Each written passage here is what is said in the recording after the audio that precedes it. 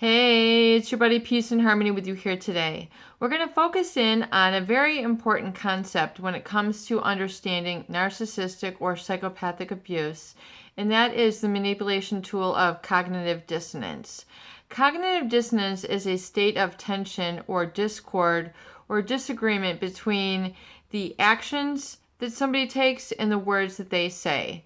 When it comes to an emotional manipulator, such as a narcissist or psychopath, they are very adept at pathologically lying and keeping a facade or a persona or a sort of front to the relationship, which in essence is a facade that they have created in order to keep, in essence, their supply source or their target or the victim, quote unquote, in their life strung along.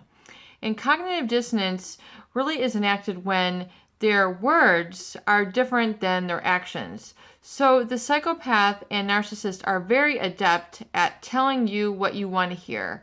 And it's very almost machine-like. It's almost rote memory. It's as if they will operate like this around the clock as a way to get their way in the world. So it has nothing to do with how they genuinely feel. There's a big difference. There's a cognitive dissonance between the mask that they present to the world and how they truly feel inside. So it really is, it's like they're constantly in an act. They're constantly putting on a performance. They are constantly acting from this false imposter sort of persona to others to get what it is that they want. So, you hear about people in show business, that they use each other as stepping stones, or in business, or people who are into like the networking and the Wall Street and the things like this. They think that it's just business as usual for them. However, it becomes very severe and it becomes very difficult when you're at the hands of a pathological abuser, such as a narcissist or more profoundly the psychopath. And this is known as cognitive dissonance, where two simultaneously discordant or disagreeing notes, thoughts, or behaviors are held simultaneously. So, for example, cognitive or dissonance in music is when there's two notes that just don't go together. It's like, it just doesn't sound very good. It just is not a pleasant sound. That is known as dissonance. So, dissonance can be used in a lot of music to create like a lot of bit of suspense and, tension in the music, which then resolves. So some dissonance can be very pleasant. However, when we're talking about dissonance, we're talking about a disagreement or a disharmony or a real sort of difference in the way that somebody talks to you versus the way that they treat you.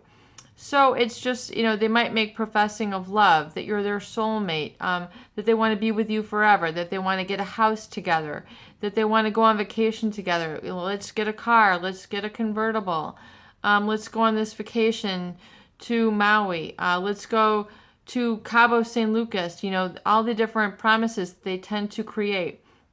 Do you want this? Do you want that? We're going to get our this, our that. These are oftentimes what are known as false promises or sweet nothings, or them telling you what you want to hear.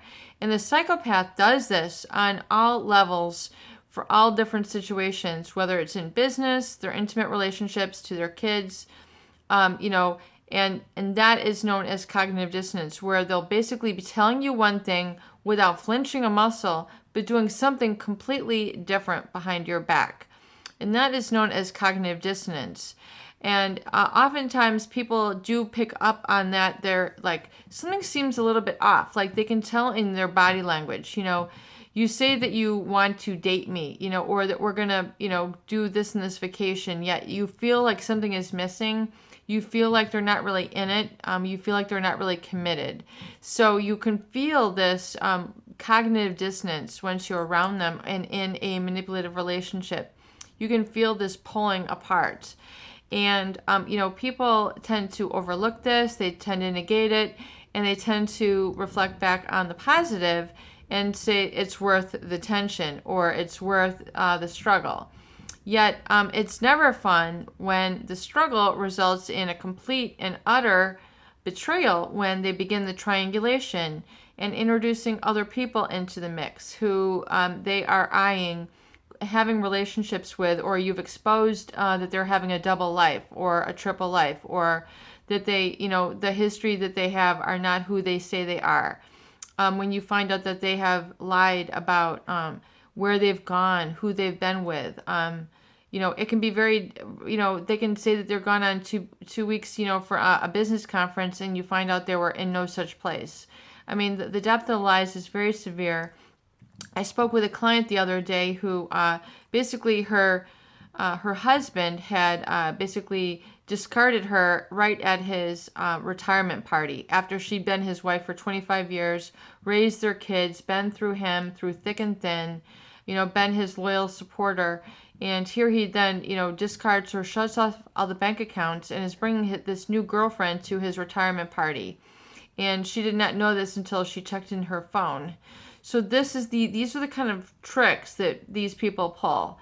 And that is known as cognitive dissonance, where they're saying one thing but doing another, and they have a whole nother agenda going on behind the surface, under the surface, to the side of the surface, in other phones, zip codes, ports, you name it. I mean, it just gets pretty intense.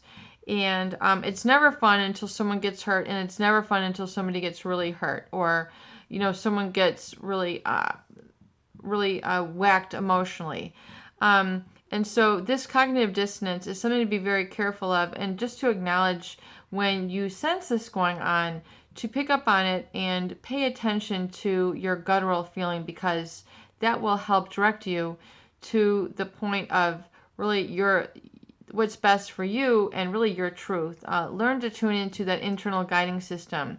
And don't overcloud it anymore, because if you've been with a narcissist or psychopath, chances are you've tuned that out for a long time and you've been dehumanized from it. So you need to tune back into that inner guidance system. Begin to trust your feelings of comfort or discomfort, and allow yourselves to steer away from that which you're uncomfortable with.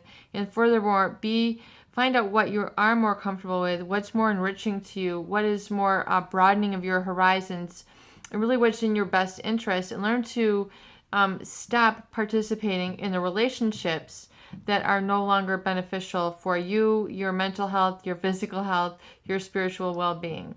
Peace and harmony with you here today. I hope these videos do help. Please share and please subscribe for more great tools, videos, discussion, and support.